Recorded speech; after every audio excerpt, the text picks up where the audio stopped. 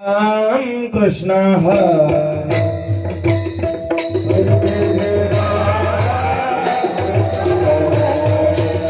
हरे जय राम कृष्ण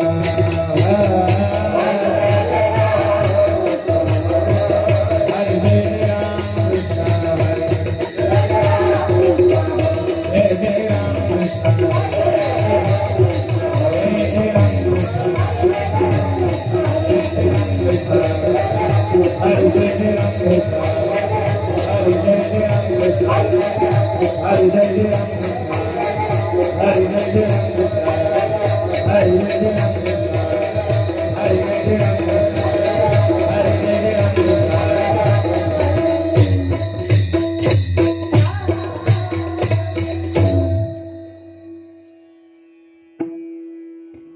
रूप बहता लोचनी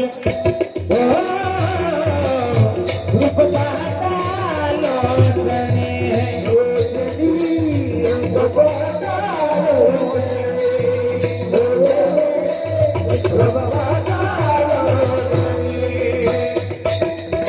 रूप बहता लोचनी रूप बहता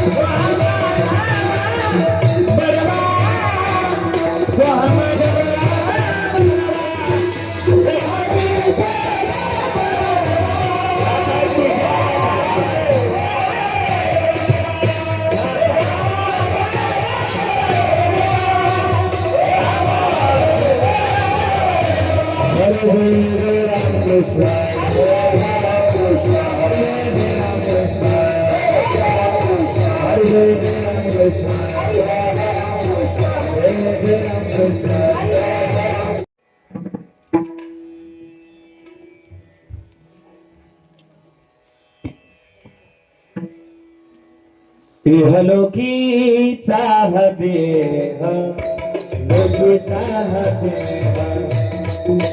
इहलोकी चाहते इहलोकी चाहते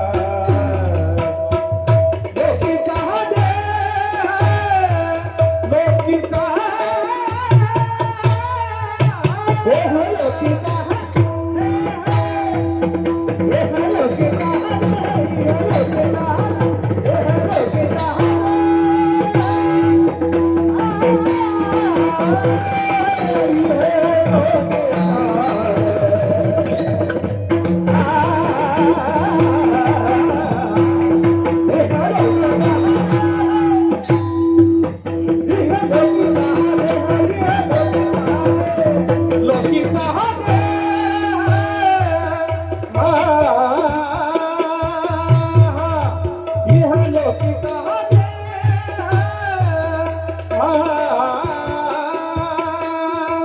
इहलोकीचा हा देह इहलोकीचा हा देह इहलोकीचा हा देह इहलोकीचा येथे ताती देव देव देव इथे ताती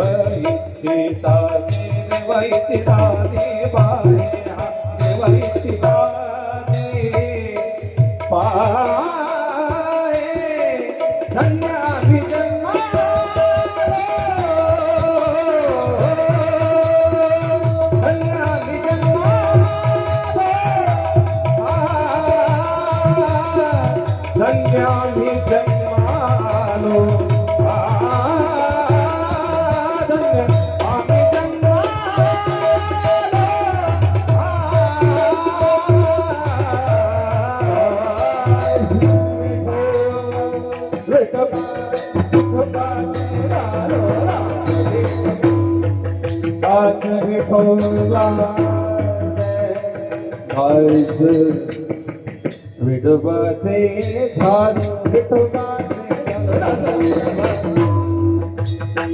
दास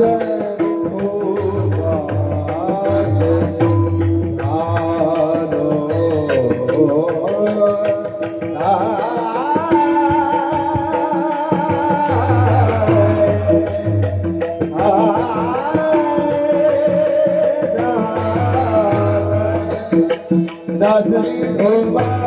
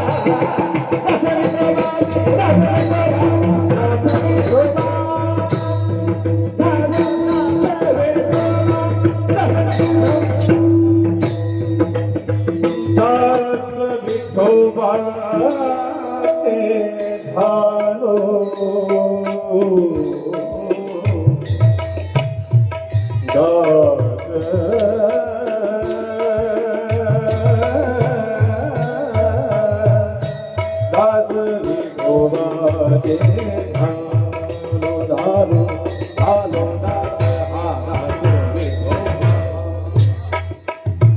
विठोबा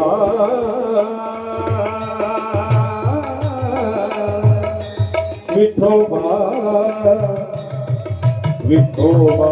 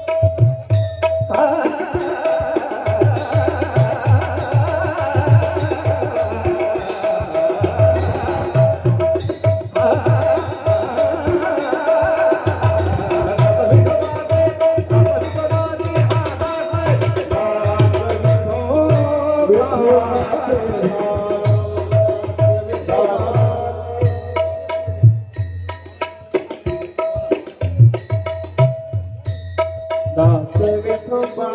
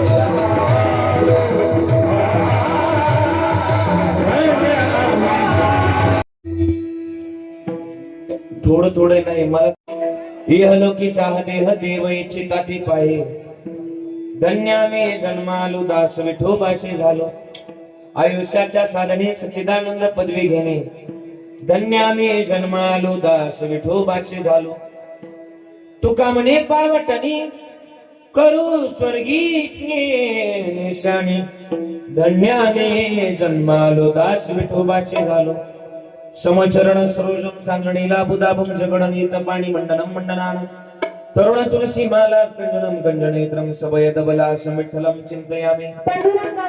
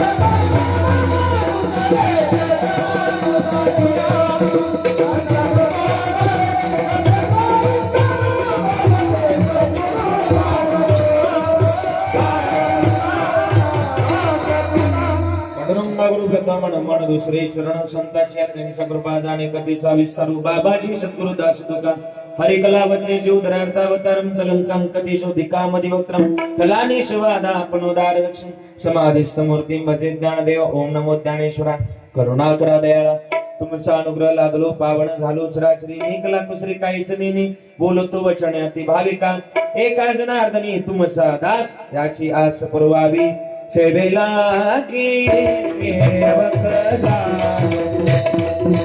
सेवेला की सेवक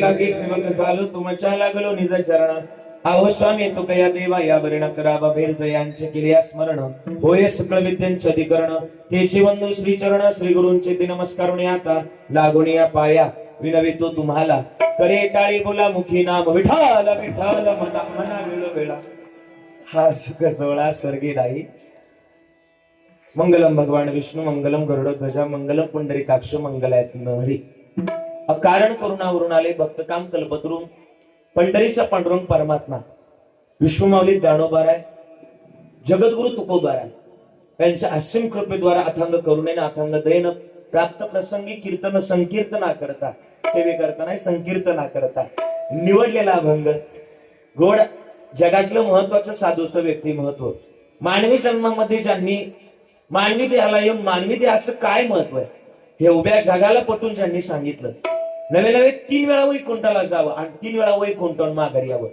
सामान्य जीवा करताना ना ज्यांनी अभंग गाथा निर्माण करावा त्या तुकोबारांचा गोड असा अभंगाच्या सेवेकरता संकीर्तना करता निवडला काय म्हणतात तुकोबर अभंग लय गोड आहे आई समजून घेतात लय अभंग गोड आहे काय म्हणतात तुकाराम महाराज महाराज म्हणतात की हे लोकांची किंमत आहे ना, आपल्याला जरी नसली तर देवांना किंमत आहे. का? हे सहजासहजी मिळत नाही. थोडा विको कमी, सहजासहजी मिळत नाही.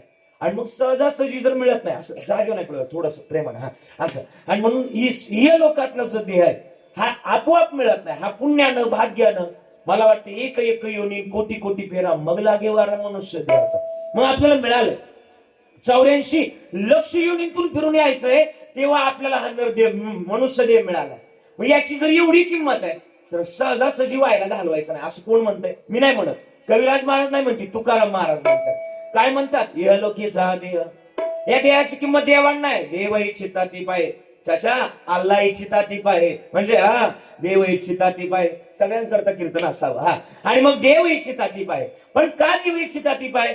महाराज म्हणले धन्य आम्ही जन्माला आलोय आणि त्याचे दास झालोय. कोणाचे? त्या देवाचे दास झालोय, दास विठोबाचे झालोय. मग विठोबा कोण आहे आमच्या करता? आम्हाला नाही पंढरपूरला जात आहेत, आम्हाला नाही आळंदीला जात आहेत. आता इथे चेअरमन साहेब ते सगळे म्हणतील आम्हाला पंढरपूर आळंदी नाही करतायत, पण करता येते, पण बहु कारणानं आम्हाला जाता येणार नाही. पण मग आम्ही काय करावं? आमचं पंढरपूर समजून सांगा. आमच्या करता आमचं पंढरपूर, आमची आई आणि आमचे वडील आमच्या करता पंढरपूर आहे. हे पंढरपूर जर वडील आहे, आमचे आई वडील जर पंढरपूर आहे, तर आम्ही लांब जाण्याची गरज नाही. न लगती बोला बोला जावे वनंतरा आणि सुखे येतो करा. पण त्याच्याकरता काय करा? ठाईच पैसोनी करायचं चित्त आवडी अनंताळ व्हावं. म्हणून धन्य आहेत आम्ही जन्माला आलोय आणि त्याचे दास झाले. पण मग याच्यातून काय करता येईल? महाराज म्हणले आयुष्याच्या साधने सच्चिदानंद होत आहे. म्हणजे सच्चिदानंद म्हणजे काय? मेलेल्या माणसाला जीत करून ज्ञानेश्वरी द्यावी, याचं नाव सच्चिदानंद आहे. म्हणजे त्या साधूचंच नाव सच्चिदानंद आहे. म्हणजे जीतपणामध्ये गेल्यानंतरच खरं तर वर्णंतर आहे, पण आपल्याकडे ती पदवी घेण्याचं सामर्थ्य आत्ताच आहे. म्हणून महाराज म्हणले जागवा आणि या माध्यमाचं गणित मिळवा. आणि हे सगळं केलं तर पावटणी, पावटणी या शब्दाचा अर्थ व्याकरणात लिहिलाय शिडी. कशाची शिडी? करू स्वर्गीची निशाणी. ही शिडी स्वर्गाची निशाणी होईल. म्हणून धन्य आम्ही जन्म आलो, दास विठोबाचे झालो, विठाला विठाला. अभंग गोड निवडलाय, प्रास्तावने जास्त वेळ घालवणार नाही. आपल्या आज पुण्य पावन पुण्यक्षेत्र दानेवाडी गाव, आणि दानेवाडी गावातील एक आदर्श परिवार, आदर्श कुटुंब आपलं थेऊरकर परिवार. आणि या थेऊरकर परिवारातले आदर्श माता, नवीन नवे या भागातलं गोड असं वैभव, या भागातली आदर्श जननी स्वर्गीय गंगा भागीरथी समिंद्राई गोविंदा थेऊरकर 17व्या पुण्यस्मरणानिमित्तानं आपण सगळेजण या ठिकाणी विशेष उपस्थित आहे. आज 17वं पुण्यस्मरण आहे आणि मला वाटतं 4 तर मीच केलेली, 4 त्याच्यातले. आणि मग सगळं गोड असं वातावरण आहे. आणि वातावरणामध्ये हा थेऊरकर परिवार दरवर्षी आईचा सोहळा साजरा करतोय. अशी मुलं जन्माला यावी. मी म्हणत नाही, आमचे तुकाराम महाराज म्हणतात अशी मुलं जन्माला यावी. आणि सध्या पहिलं पुण्यस्मरण केलं का विषय संपला. आणि मग नाही महाराज कोणी करत नाही. पण आपल्या आईनं आपल्या करता लय काय केलंय, आणि त्या आई करता किती काय केलं तर त्याचे उपकार फिटणार नाही. या थेऊरकर परिवाराकडून शिकण्याजोग आहे. लय गोड. मी तर धन्यवाद देणारा कोण? तुकाराम महाराज धन्यवाद देतात. आपुल्या हिता बोला बोला जो असे जागत, आणि धन्य माता पिता तयाच्या कुळी कन्या पुत्र होती जे सात्विक तयाचा हरिक वाटे देवा. या युक्तीप्रमाणे खरं तर आज यांच्या मागे मोठा परिवार आहे. त्यामध्ये मला वाटतं आमचे कुंडीभाऊ दादा, म्हणजे आम्ही चेअरमन साहेब ज्यांना म्हणतो, मला वाटतं ते एक, आणि मला वाटतं 3 बहिणी का 4 बहिणी, 4 बहिणी बरोबर ना? असे 5 जण आहेत. आखे बोला तुम्ही जरा मोठ्यानं बोला ना. 4 जणी आणि 1 जण आमचे कोंडीभाऊ दादा बरोबर ना? असे कोंडीभाऊ दादा असतील आम्ही ज्यांना चेअरमन साहेब म्हणतो. त्याचप्रमाणे आमच्या कमळा, या कमळा काय आल्यात काय? पुढे बसल्यात? मला दिसलंच नाही आल्यापासून. पुढे बसल्यात आल्यात. हा तर तिथे असू द्या. कमळा काय, जिजा काय आल्यात का? जिजा काय, जिजा काय आल्यात? नर्मदा आहे. सगळे जणी या ठिकाणी उपस्थित आहे. या परिवाराच्या सुनबाई यशोदाबाई आहे. त्याचप्रमाणे नातू बाळू दादा आहे, संतोष दादा आहे. ही दोन्ही नातवंड असतील, नात सुना त्यामध्ये राणाबाई असतील, रेखाबाई असतील. त्यामध्ये दोन्ही नातू त्यामध्ये उद्योजक शरद दादा आहे, सुभाष दादा आहे, मुलगी नर्मदा. काही सगळा परिवार आणि समस्त थेऊरकर परिवारानं हा कीर्तन सोहळा आयोजित केलाय. थोडा माईक मागे सरकल्या का शिट्टी वाजवणार नाही. म्हणजे असं गोड आयोजन नियोजन केलं. नियोजनातली भव्यता दिव्यता अत्यंत वाखण्याजोगी आहे. आणि या ठिकाणी आपण उपस्थित आहे. आपण सगळेजण या ठिकाणी विशेष उपस्थित असताना उपस्थित सुप्रसिद्ध गायनाचार्य, गायन सम्राट, गान कोकिळा, गान गंधर्व, गोड गळ्याचे मालक आदरणीय आमचे ढेमरे महाराज, बरं का, गोपालजी महाराज. एकदा टाळी वाजूया. महाराष्ट्रामध्ये लय मोठं नाव आहे त्यांचं. अत्यंत सुंदर आणि आपल्या दानेवाडीमध्ये परिचित आहे महाराजांचा. म्हणजे लय गोड. मी तर त्यांच्या गायनावर फार मोठा त्यांच्या गायनाचा चाहता आहे. आदरणीय गोपाल महाराज त्यांचे आभार व्यक्त करू. आदरणीय त्यांच्या समवेत आलेले लक्ष्मण महाराज मिठे बरं का, एकदा जोरदार टाळी वाजवायची. त्याच पद्धतीचं तयारीचं गाणं लय गोड. त्यांना सुद्धा धन्यवाद. ही सगळी आमची महाराज मंडळी लय गोड बरं का. टाळ्या वाजवा त्यांच्याकरता, सगळ्यांकरता. बाळदार चोपदार विनेकरी यांचं बघितलं का मला वाटलं बाबा महाराज साताऱ्याकडे इकडे काय करायला आले गाड्या. हा, त्यांना सुद्धा धन्यवाद. सगळी गोड मंडळी, बाळदार चोपदार लय इकडची सगळी टाळकरी आमची चेअरमन साहेबाच्या प्रेमापुटे आलेली बरोबर ना सगळी. लय गोड. त्यांना सगळ्यांना धन्यवाद. आमचे पकवास वाजवण्याकरता आपल्या शिरूर तालुक्याचं वैभव, श्रीगोंदा तालुक्याचं वैभव, आमच्या त्यांचं गाव तिकडे बीड परभणी तिकडचे, पण आमच्याकडे येऊन स्थायिक झाले. हा, आम्ही आपण लय जीव लावलं त्यांना. असं असे आमचे अनिलजी महाराज देशमुख बरं का, टाळी वाजवा. आमची माणसं कमी नाही करू देणार तुम्हाला कधीच.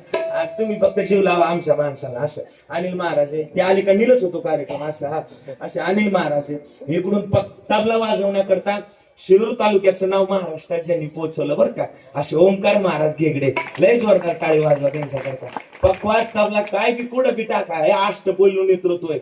असं त्यांच्याकडून ऐकावं काय तबला वाजवतात ते. वाजवायला लागले का माणूस हा करून पाहतो. आश्चर्यजनक वाजवणे. त्यांना धन्यवाद. ही सगळी मंडळी इथं उपस्थित आहे. आमचे सरपंच साहेब असतील इथं, सागर दादा, ही सगळी मंडळी येत असतात. आमचे दादा, ही सगळी मंडळी माझ्या लय प्रेम करणारी माणसं सगळ्यांचे.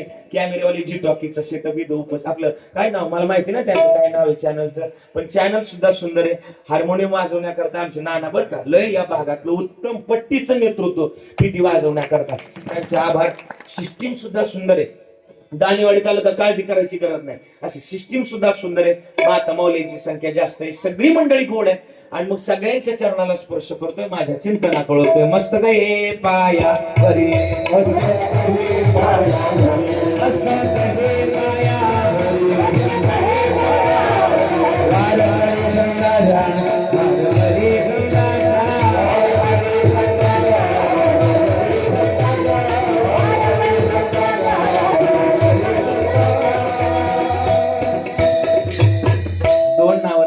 माझ्या दोन्ही बहिणी, मला माहिती नाही त्यांची नावं, पण गोड गातात. मला वाटतं ही आवाजाची पद्धत आणि शिकवण्याची पद्धत सोनाली करपेंचीच आहे. म्हणजे मी लगेच ओळखलं. त्यांची चकलंब बीट तिकडे संस्था आहे. मी जातो बहुधा तिकडे कीर्तनाला. असं छान, मला वाटतं नाव माहिती नाही, पण सुंदर दोघी जणी गातात. ताईंना माझा धन्यवाद.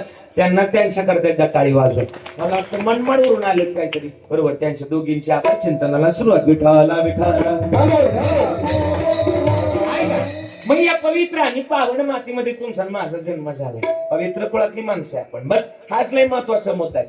पवित्र कुळामध्ये जर जन्माला आला तर भाग्य पुण्य असावं, जोपासावं आपण. का भजना करता आलो, आणि भजन जर नाही गोड केलं तर जन्म व्हायला जातोय, नाही तरी गेला जन्म व्हाय. पण मग याच देहामध्ये देवाचं भजन घडतं, हे सुद्धा लय उत्तम प्रकारचं आहे. आई मनुष्य देहामध्येच गाता येतं का नाही, इथंच गाता येतं. आता समजा आपल्याला लय मग झालंय, आपल्याला दुसरा जर जन्म मिळाला तर त्या जन्मात भजनच गातं याची काही शाश्वती आहे का? नाही. मग याच देकडे देवाचे भजन आणि दान नाही कोठे. उत्तम त्याचं मनुष्य देह मिळाला कशा करता? महाराज म्हणले भजन गाण्याकरता. एक प्रमाणे आपल्या नाथबाबांचं काय म्हणले, नर देहा दुर्लभ जाना, नर देहा दुर्लभ जाना, नर देहा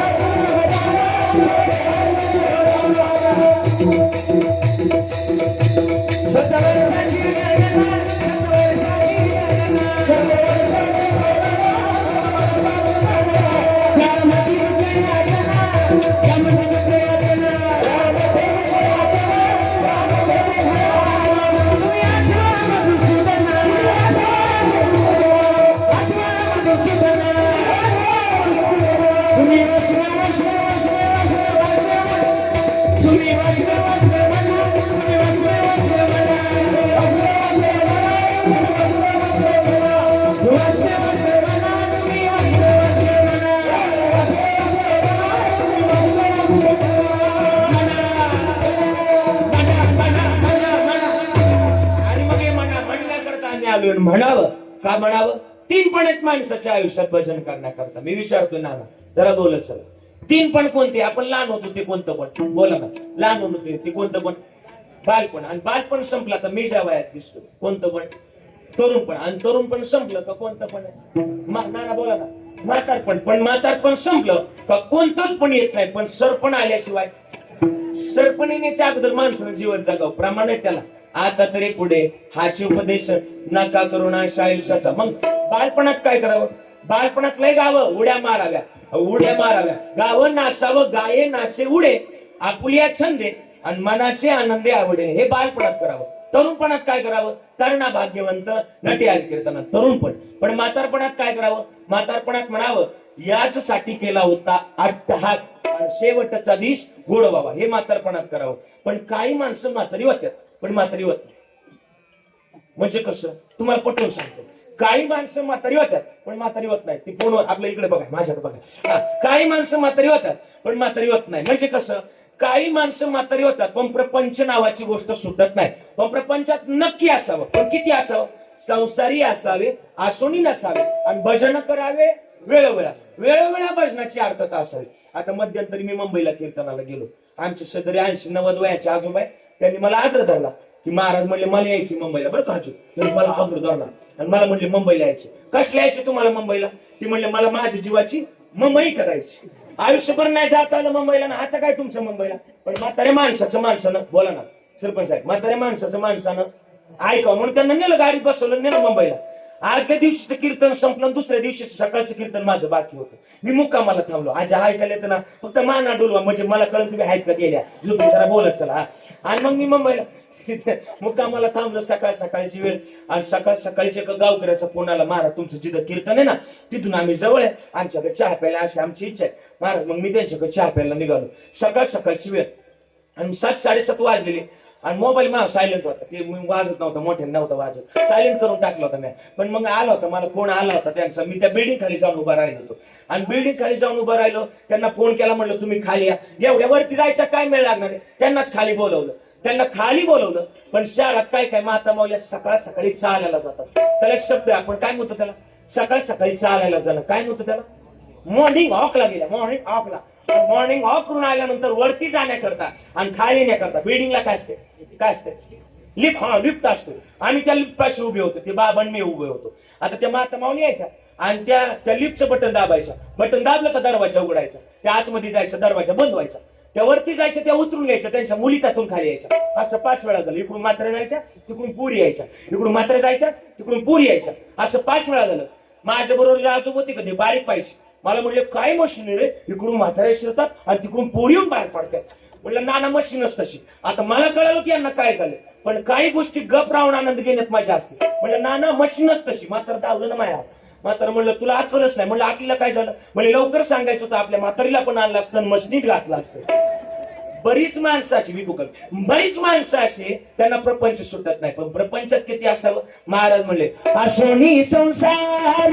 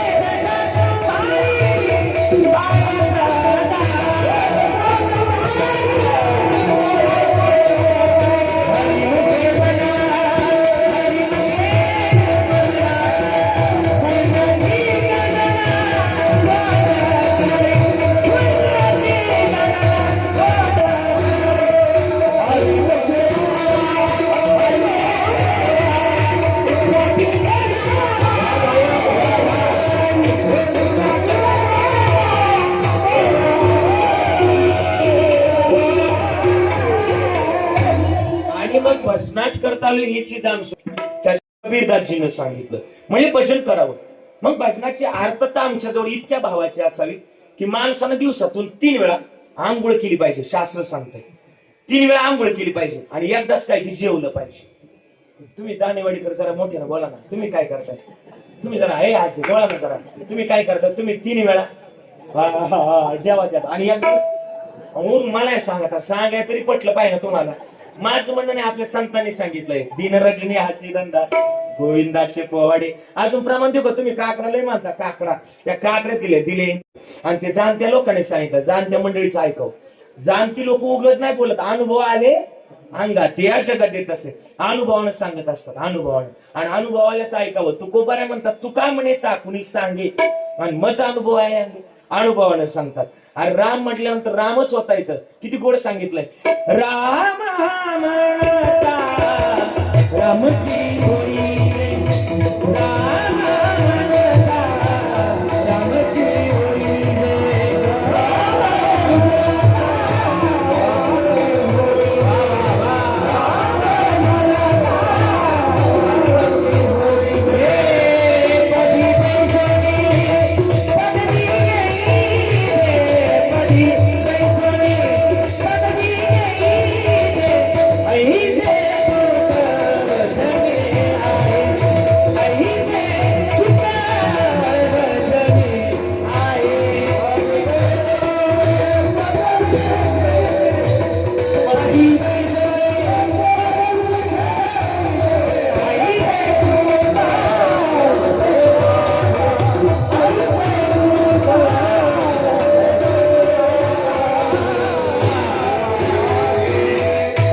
वचनातच सुख आहे, पण जाणत्या मंडळीचं ऐकावं. आणि आदरणीय आमचे डॉक्टर बाबा प्रसंग लय पटवून सांगतात, जाणत्या मंडळीचं काय ऐकावं. त्यांना जर ऐकलं तर वाचनाची काय म्हणजे त्यांच्या वचनाच्या पुढे जायची गरज नाही. आपल्या लय लांब नाही, निळोबाराय म्हणतात, तेनेची पण ते चालू जाता न पडे गुंता कोटे काय. चांगल्या जाणत्या मंडळीचं ऐकावं. असंच एक लग्न जमलं, तुम्ही ऐकतात ना, इकडे बघा माझ्या बघत आहे. एका गावात लग्न जमलं आणि लग्न जमल्यानंतर प्रश्न असा होता की पुरीकडच्यांचा जरा विरोध होता लग्नाला. पोराकडचं तर इच्छा होती, आता त्यांचं दोघांचं ठरलं होतं, लग्न केलं तर यांच्याशीच करायचं, लग्न जमलं होतं. पण मग पुरीकडच्यानं विरोध केला होता की आम्ही एका अटीवर लग्न करायला तयार. तुम्ही ऐकतात ना सगळेजण, एका अटीवर लग्न करायला तयार. कोणती अट? म्हणजे लग्नामध्ये ना जे मंडप आहे त्या मंडपात एकही म्हातारा माणूस म्हणजे डावळ्या केसाचं चालणार. मग नाताच्या आजीची तर लई इच्छा होती की नाताचं लग्न पाहिल्याशिवाय. तुम्ही बोला जरा मोठ्यानं बोला ना, मी एकटाच बोलतोय, बडबड करतोय, कावायतो थोडं. आणि मग ना ते ठरलं, आणि मग ना नाताचं लग्न पाहिल्याशिवाय जायचं नाही असं आज्यानं लय निश्चय केला होता बरं का. आजी तुम्ही ऐकव चला. आणि मग ते निश्चय केला होता, मग ते निश्चय काय पूर्ण व्हाय ना. मग आता ते लग्नात काही एंट्री नव्हती कोणाला, म्हणजे म्हाताऱ्यालाच नाही, कोणत्याच म्हाताऱ्याला एंट्री नव्हती. म्हणजे पिकल्या केसाच्याला एकालाही लग्नात अथॉरिटी नव्हती. आणि मग बरं का इकडे बघा, आणि मग लग्न मग आजच होतं, लय निश्चय होता. मग आजच्या घरचे जरा हुशार होते, मग लग्नाला म्हणले तुम्हाला लग्नाला नेऊ, पण तुम्हाला अगोदर ब्युटी पार्लर जावं लागेल. ब्युटी पार्लरला कशाला? म्हणजे केस काळी करून या, मग तुम्हाला लग्नाला येता येईल. आणि मग आजीला पाठवलं शिरूरला, ब्युटी आपलं जेंट्स ब्युटी पार्लरला पाठवलं. आणि मग आजीनं केस केली काळी, आलं लग्नात नेलं. मंडपात थोडा गळत होता, थोडं गळत का व्हायना होतं, पण मग मंडप चांगला होता असा.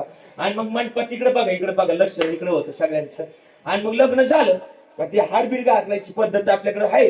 आणि अष्टका झाल्या, हार घालायची वेळ आली, पण पुरीकडच्या आज्यानं थांबवलं. म्हणले थांबा, एका अटीवर मी लग्नाला तयार.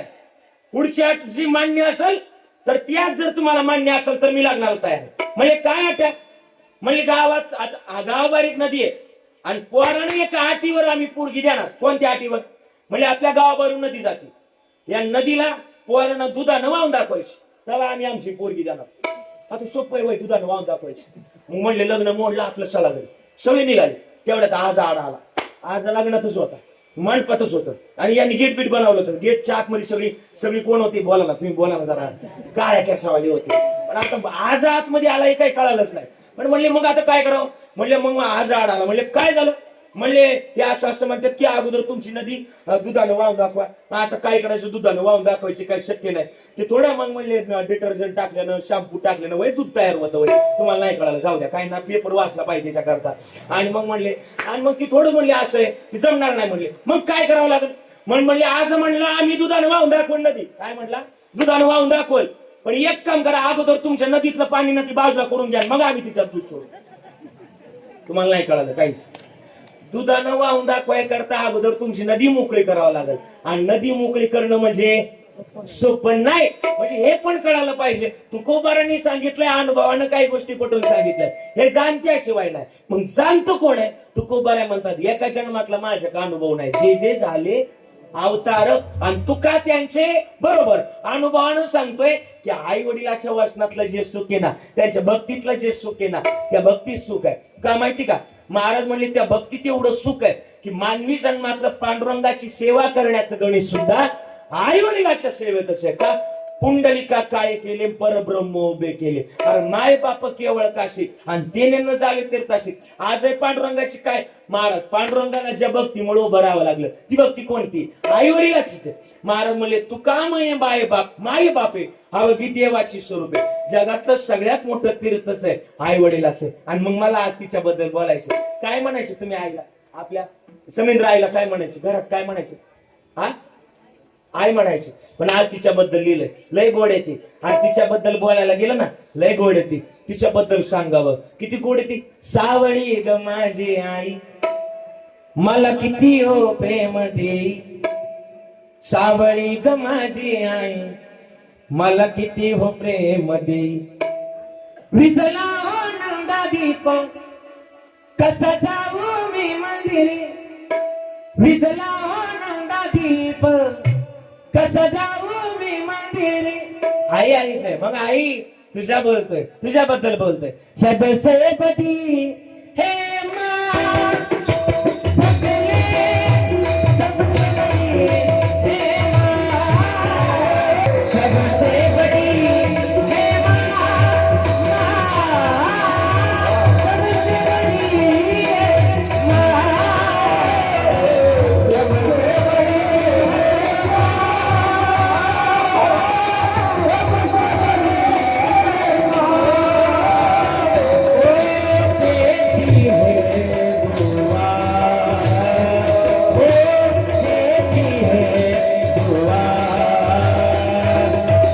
सबसे बडी हे माँ.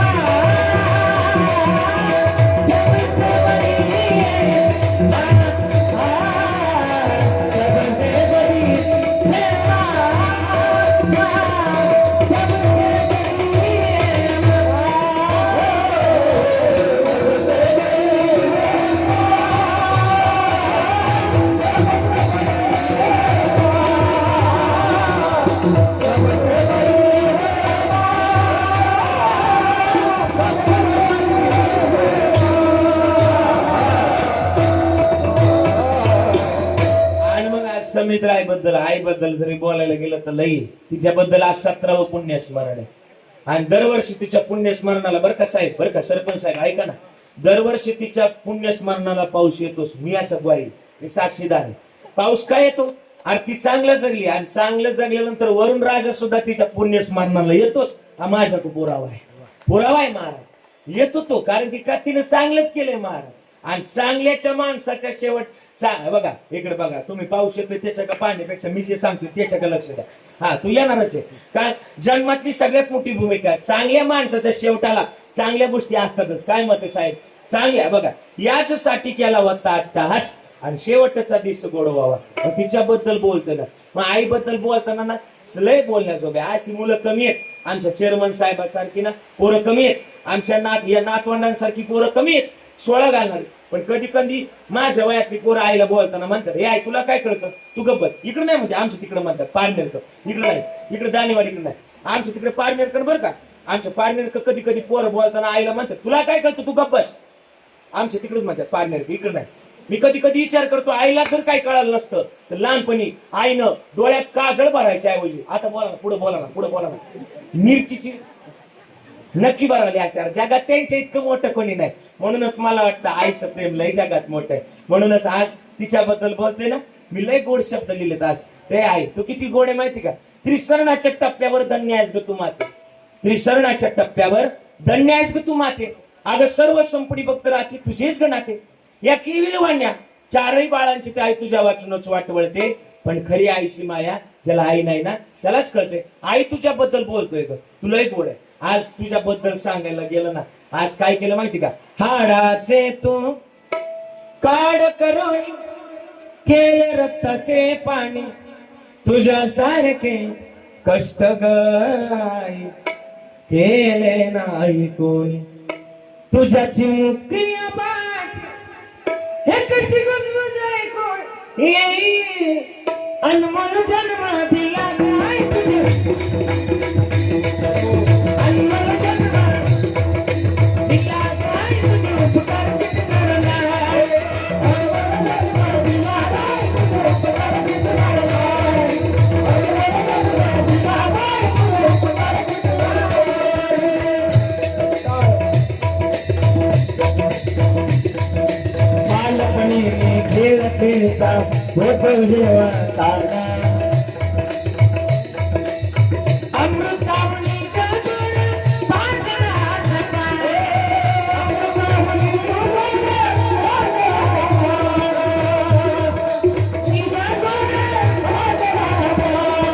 तुझ्या या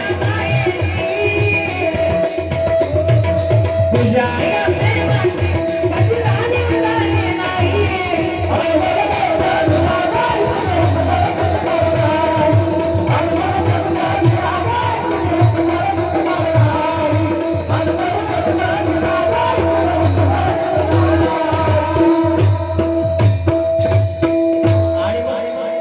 जगातली जर सगळ्यात मोठी तीच आहे तर तिचं वैभव आम्ही मानावं आणि तिचं वैभव का मानावं जन्मामध्ये आम्ही आलोत ना तर जन्मातल्या या वैभवाचं गणित आम्ही शोधण्याकरता आलोय पण मग या लोकात जर आलोय तर या लोकातली एकच किंमत आहे या लोकांमध्ये आई वडिलाची सेवा करता येते इथं सेवा जर करता आली तर मानवी जन्मातलं महत्वाचं गणित या माध्यमात आहे पण ही सेवा करत असताना या लोकातली देहाची किंमत देव याची तात्विक आहे मग का या देहाच्या माध्यमातून आई वडिलाची सेवा करता येते आणि मग या लोकातली देहाची किंमत देव अपेक्षित करतात का अभंगाचं पहिलं चरण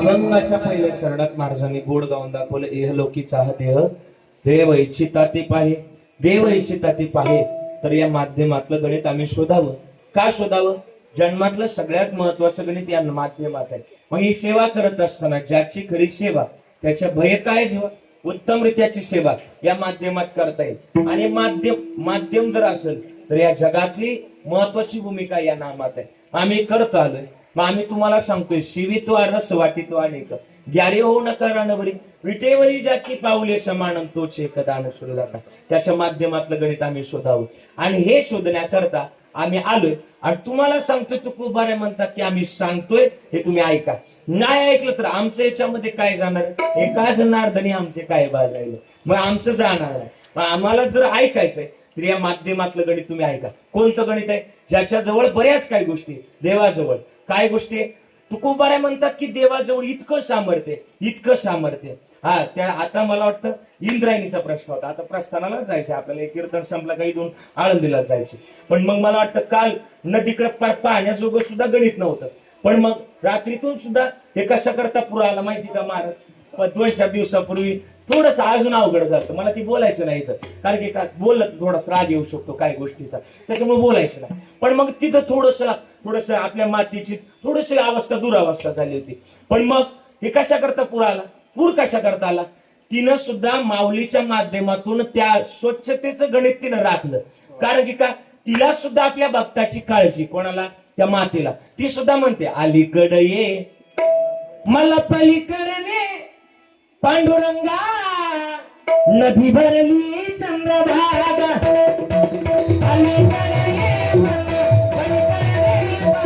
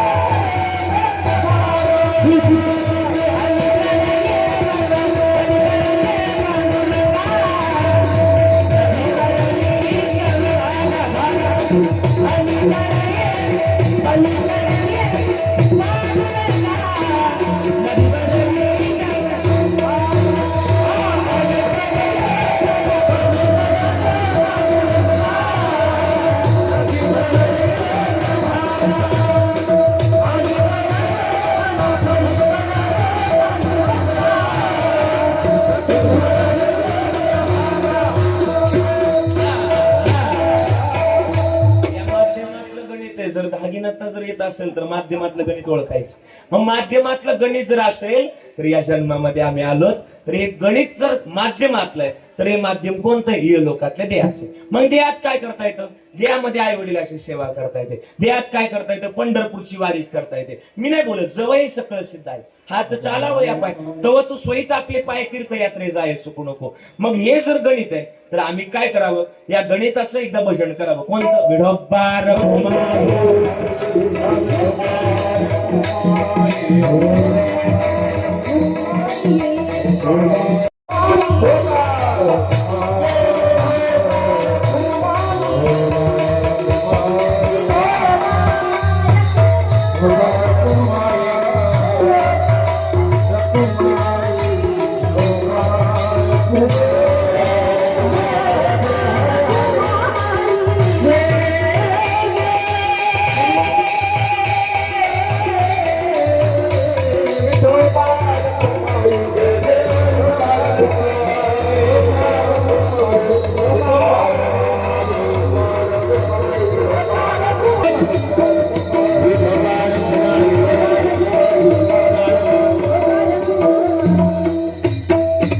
बाहेर गेलं परत पळपायला लय त्रास करतात, त्याच्यामुळे मी वेळ थांबणार आहे. पण निदान मागून आलेल्यांच्या 2 घास हाती लागलं पाहिजे, त्यांचा विचार करतो. 5 मिनिटं घेतो, चालेल.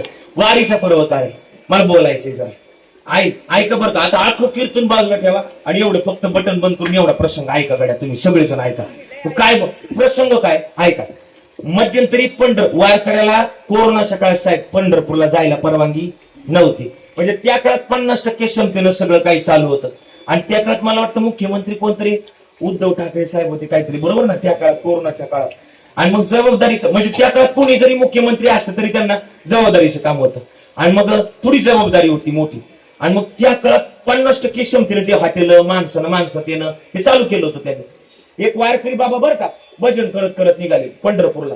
कोरोनाच्या काळात पंढरपूरला जायला परवानगी नव्हती. आणि मग एक वारकरी बाबा भजन करत करत निघाले. व्हेरी गुड भजन. सदा नाम घोष करू हरी कथा, तेने सदा चिता समाधान, सर्व सुख ल्यालो सर्व अलंकार उठा पांडुरंगा प्रभात समयो पातला वैष्णवाचा मेळा गरुडा पारी दाटला जग जोगी जाग जाग बोलती जागता जगदेव राखा काही बाब जग मग जागवण काय करा आहारे सावळिया कैसी वाजवली मुरली रडते माझे बाळताने समजावी तारा हे असं गवळ म्हणजे गवळण घेतल्याशिवाय काकडा संपूर्ण आणि मग तो काकडा पीठवाला लयच हुशार आहे गाड्या असं नाही आणि मग ते काकडा रंगला पिको कमी केला काकडा रंगला हे असं भजनात काकडा रंगल्यानंतर ऐका कमी केला मग माध्यमातलं गणित सांगितलं आणि मग ती तुकाराम महाराजांच्या भूमिकेत तो बरं का बाबा आणि ती वारकरी बाबा भजन करत करत निघाली कोरोनाचा काळ होता आणि 50% क्षमतेला हॉटेल चालू झाली ती वारकऱ्याला भूक लागली आणि देवा का पाहिलं हे देवा आणि भूक लागली रे देवा मिळालं तर बरं होईल पण देवा मागितलं त्या कोरोनाच्या काळात कोणी जवळ करीत नव्हतं ज्याचा लय विश्वास होता ना लय म्हणजे लय भरोसा होता एकमेकावर ज्याच्यावर भरोसा होता का त्यानंच लांबून भाकरी फेकल्यात कोरोनाच्या काळात तुम्हाला पुराले आणि त्याच काळात ती गाणं निघलं तुझा माझ्यावर भरोसा नाही का असू द्या सोनू नाही कळालं तुम्हाला जाऊ द्या हा आणि मग त्या काळात गाणं निघालं आणि मग ते वारकरी बाबा भजन करत करत निघाले पंढरपूरला भूक लागली पण कोरोनाच्या काळात कोणी जवळ करत नव्हतं साहेब मग वारकरीला भूक लागली पण मग देवा का बघितलं देवा अरे भूक लागली काहीतरी खायला मिळालं तर बरं होईल गावात 2 हॉटेल होती इकडच्या बाजूला एक होतं आणि इकडच्या बाजूला एक होतं त्या हॉटेल मालकानं त्याच दिवशी हॉटेल उघडलं होतं आणि हॉटेलमध्ये पहिल्याच गाण्याची कडक जिलेबी चालली होती हॉटेल मालकानं त्या वारकऱ्याला पाहिलं वारकरी बाबा इकडे या एवढे आमची हॉटेलमध्ये पहिल्याच गाण्याची जिलेबी चालली एवढी खान मग पुढे जा वारकऱ्यानं बोलवलं वारकरी बाबा गेलं एका पात्रामध्ये वारकऱ्याला जिलेबी दिली हो आणि वारकऱ्याने ती खाल्ली आणि वारकऱ्यांना आशीर्वाद दिला कोणाला त्या हॉटेल मालकाला असं ऐकत चला एवढं जरी ऐकलं तरी माझं कीर्तन एवढं चेअरमन खर्च करते मग तुम्ही ऐकत चला ना एवढं तो खर्च व्हायला नाही गेला पाहिजे आणि मग अजून पिंगळा आहे त्यांचा बाकी त्याच्यामुळे जरा मला लवकर उलटायचं आणि मग वारकरी बाबा म्हणले वारकरी बाबा हॉटेल मालकानं ती जिलेबी दिली वारकऱ्यानं ती खाल्ली आशीर्वाद दिला वारकऱ्याची सेवा करत चल संत कृपा झाली आणि इमारत फळा येते मग वारकऱ्याला आशीर्वाद दिला आणि वारकऱ्याने आशीर्वाद दिल्यानंतर हॉटेलच्या पायऱ्या उतरायला लागल्या समोरून एक हॉटेल होतं समोरच्या हॉटेल मालकात बरं का सरपंच साहेब बरं का समोरच्या हॉटेल मालकात दूध होतं तर दूध बोलवलं ते दूध मालकानं बोलवलं माझं एवढं दूध प्या आणि मग पुढे जा मग त्यानं दूध पाजलं वारकऱ्याने वर बघितलं पांडुरंगा अरे तू एक मागितलं का तुलाही द्यायला तयार विटेवरी ज्याची पावली समान तोच एक दान सुरदाता हॉटेल मालकानं दूध दिलं आणि भजन करत करत पुन्हा वारकरी बाबा निघाले आणि भजनात रंगले आता बघा आता रस्त्यावर काही खड्ड्यांमध्ये पाणी साचलंय आणि नवी आता 4-5 स्थितीत लग्न झाली आता लग्न कधी व्हायचे जुन्या काळात आखाडा श्रावणात लग्न होत नव्हती व्हायची वय नव्हती लग्न होत आणि मग ते लग्न झालेलं नवीन एक जोडपश्या करून चाललं तो वारकरी बाबाचा नाचता पाय एका खड्ड्यात गेला आणि खड्ड्यातलं पाणी वर उडालं शेजारून एक नवीन लग्न झालेलं जोडपं चाललं होतं जोडप्यातल्या नेमकी बायकोच्या अंगावर पाणी उडालं बायकोच्या अंगावर 5,000चा शालू होता बायकोच्या अंगावर शालू त्या अंगावरच्या शालूवर पाणी उडालं आणि मग अख्खा शालू खराब झाला भिजला आणि शालू खराब झाला बायकोला राग यायला पाहिजे का नाही कोणाला राग आला आता नवीन होतं राग येणं साहजिकच होतं ना राग आला बायकोला माग सर वय माग तुम्हाला नाही बायकोला माग बायकोला माग घेतलं पोरग पुढे आलं खान दिसवा हळूच मागे एवढ्या जोरात मागे वारकऱ्याला मागे आपल्या आणि वारकऱ्याला खान दिसू कानाखाली वाजवली वारकरी बाबा शब्द नाही बोल वारकरी कोणाला म्हणावं ज्यानं समोरच्यानं किती आपला अपमान करू द्या पण आपण त्याचं उत्तर शांतीत करून देणं याला वारकरी म्हणावं कळतं ना मी काय बोलतो म्हणजे शाही विकारावर ज्यानं वार केलाय मी काय बोलतो बघा शाही विकारावर ज्यानं वार केलाय त्याला काय म्हणावं बोला साहेब वारकरी म्हणावं वारकरी बाबा शब्द नाही बोललं का आजी बोललं नाही वारकरी बाबा निघून गेलं आणि झालं असं माझ्याकडून चुकलं असं माणूस मी चुकू शकतो वारकऱ्यानं शब्द नाही बोललं मग निघून गेलं वारकरी बाबा आणि पुढे गेलं आणि ते पोरग घरात गेलं त्याच्या फ्लॅट मध्ये गेलं आणि बरं का ऐका घरात मध्ये गेलं आणि घरामध्ये त्याच्या फ्लॅटची ती खिडकी उघडी राहिली त्याच्याकडून त्याच्या मंडळीकडून उघडी राहिली होती आणि त्या पावसाचं पाणी त्याच्या फ्लॅट मध्ये शिरलं आणि फ्लॅट मध्ये शिरलं फरचीवर यानं दरवाजा उघडला फरचीवर पाऊल टाकला फरचीवर जर पाणी सांडलेलं असेल तर काय होतंय घसरत आहे सराकलं ते म्हणजे आजी तुझ्या भाषेत सराकलं आणि सराकलं घसरलं आणि जसं घसरलं तसं मेंदू आपटलो एका मिनिटात ते कोमात गेलं ना बायको लागली रडायला, धावा वाचवा पळा, यांना काय झालं? 2 पोरं पळत आली, म्हणली याला उचलू नका, याला उचलण्यात काय मजा नाही, याला उचलण्यात काय मजा नाही, काय मजा नाही. म्हणली पहिल्यांदा त्या वारकरी बाबाला सापडा. वारकरी बाबाला सापडवलं, त्या वारकरी बाबाने याला शाप दिलाय म्हणून मी कोमात गेलोय, बेशुद्ध पडले, याला नको उचलू, पहिल्यांदा ते वारकऱ्याला उचला, शुद्धी होईल, वारकऱ्याला सापडा. वारकऱ्याला 2 पोरं गाडीवर गेले ना, वारकऱ्याला सापडवलं. वारकऱ्याचं भजन चालू होतं, ज्ञानोबाराया माझ्या तुकोबाराया, ज्ञानोबाराया माझ्या तुकोबाराया, साधकाचा माय बाप ज्ञानोबाराया, ज्ञानोबाराया माझ्या तुकोबाराया, असं भजन करत करत निघाले. आणि भजनात रंगली वारकरी बाबा. वारकरी बाबा थांबा, वारकरी बाबा थांबलो. वारकरी बाबा कसं करतो थांबवलं? अहो थोड्या वेळापूर्वी ते पोरगा आलं होतं, तुमच्या कानाखाली मारली, घरी गेलं, सरकलं, बेंडू पडलंय, कोमात गेलं, जगल का नाही याची गॅरंटी नाही. तुम्ही शाप दिलाय म्हणून त्याची द्या. पोरांनो, शाप दिलाय आणि त्यानं मला का मारलं हेच मला माहिती नाही, तर मी शाप द्यायची गोष्ट लिहिली आहे. हो बाबा, त्यानं तुमच्या कानाखाली मारली, ते घरी गेलं, कोमात पडलं, कोमात गेलं, कदाचित तुमच्यामुळे झालंय ते. अरे पण माझ्या कानाखाली का मारली हेच मला माहिती नाही, आणि मी कस काय शाप देईन? वारकरी बाबा, अहो तुम्ही बाजनातलंही रंगले होते, रंगता रंगता पाय तुमचा खड्ड्यात गेला, खड्ड्यातलं पाणी वर उडालं, शेजारून त्याची बायको चालली होती, बायकोच्या अंगावर पाणी उडालं आणि त्याचा शर्ट खराब झाला, ते बायकोच्या अंगावरचा शालू खराब झाला, म्हणून त्यानं तुमच्या कानाखाली वाजवली. हे पोरांनो, पण काय कानाखाली वाजवली रे?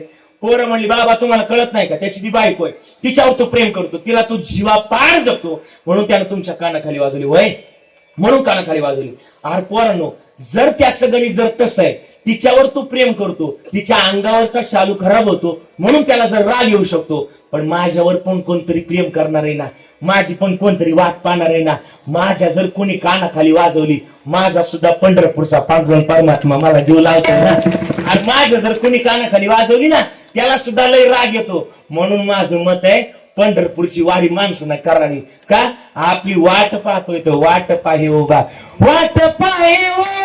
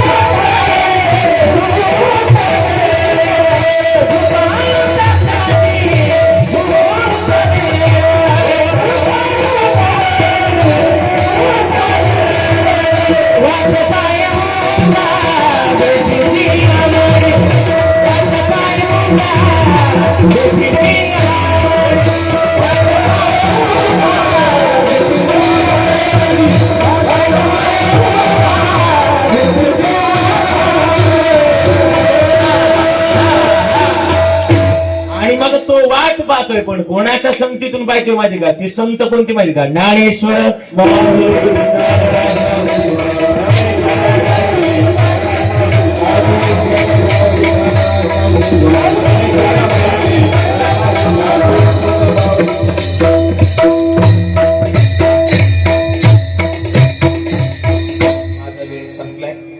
चेअरमन साहेबांची इच्छा पिंगळा ऐकायचं, मग म्हणायचं का थांबायचंय? 2 मिनिटात म्हणून 4 मिनिटात थांबू, आपलं काय अडचण नाही. सगळ्यांचे आभार व्यक्त करतोय, गोड गुणीजन मंडळींचे आभार. आई प्रति लय प्रेम या माणसाचं, काय असं ते असं, आईनं किती प्रेम करावं आणि याही माणसानं किती प्रेम करावं, हा ते बरे म्हणणार ना, पण अगोदर त्यांचा पिंगळा काढून घेतो 5 मिनिटात, काय अडचण नाही. पण मग सगळी महत्वाची भूमिका आहे, माध्यमातलं गणित आमच्या जवळ असावं, आणि मग ते काढून घेण्याचं गणित आमच्या जवळ सुद्धा असावं. आणि ही आमची सगळी बंदेची भाषा, M.S. कुणी कळवळा, हा मग सगळं जगातलं महत्वाचं गणित आहे. पण सगळ्यांचे आभार व्यक्त करतो, टाळकऱ्यांचे आभार. 2 मिनिटात म्हणून थांबू साहेब, काही नाही ना, 2 मिनिटाचा. आता सरपंच साहेब तुम्ही शेजारी बसले, त्याच्यामुळे सागर दादा सगळ्यांचे आभार, आणि थांबतोय. हे जरी नाही काढलं तरी दुसरं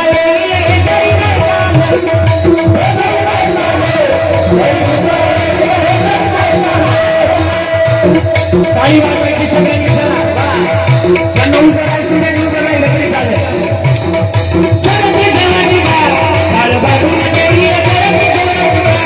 सगळ्यांनी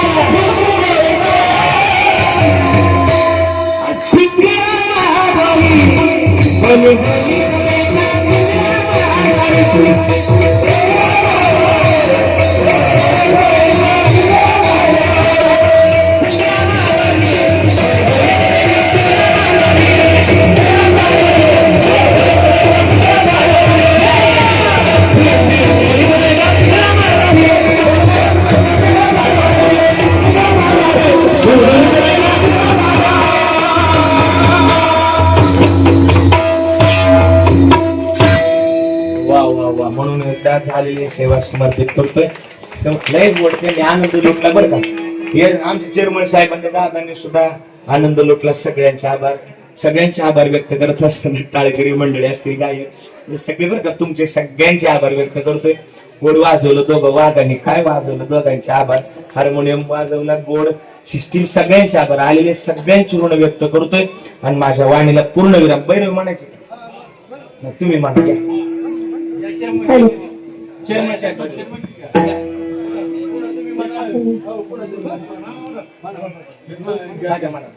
सगळ्यांची इच्छा. मजनी मंडळ त्यांची मजनी. हॅलो